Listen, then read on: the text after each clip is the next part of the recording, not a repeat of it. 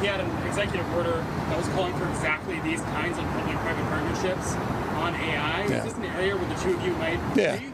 Well, there are 90 specific principles he supported, many of them on open source as well, which I broadly and long supported. So, no, there's a lot of area agreement. I think there's just there's some anxiety, respectfully, of a little laissez-faire. And my anxieties, I just think it's well-founded. It's not just mine. This notion of crony capitalism, I don't like it. It's corruption.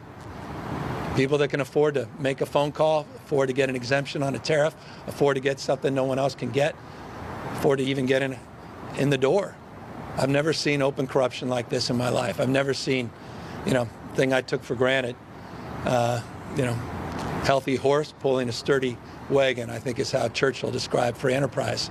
I don't feel it's so healthy right now under the Trump administration. I think it's very reminiscent of things that I read about in the history books going on in other countries. And I'm very concerned about a healthy ecosystem.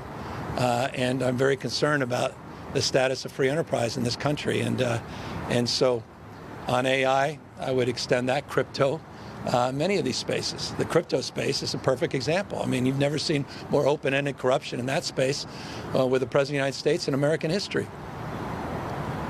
Just blatant. There's a guy who was vehemently against crypto, and now he's fawning over it. We've been steady on that for years and years.